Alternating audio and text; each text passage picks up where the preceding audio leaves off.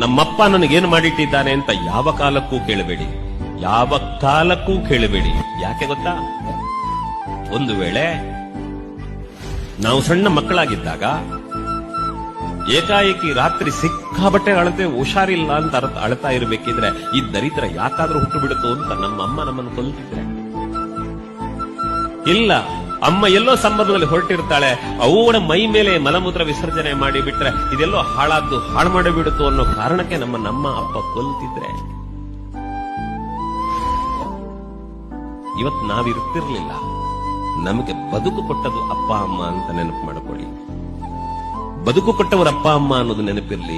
ಹಾಗಾಗಿ ನಮ್ಮನ್ನು ಉಳಿಸಿದ್ದಾರೆ, ನಮ್ಮ ಕೈಕಾಲು ಸರಿ ಇದೆ, ನಮ್ಮ ಕಣ್ಣು ಸರಿ ಇದೆ, ಬುದ್ಧಿ ಸರಿ ಇದೆ ಅಂದ ಮೇಲೆ ಇನ್ನು ನಮ್ಗೆ ಅಪ್ಪ ಅಮ್ಮ ಏನು ಕೊಟ್ಟಿದ್ದಾರೆ ಅಂತ ಕೇಳಬೇಡಿ.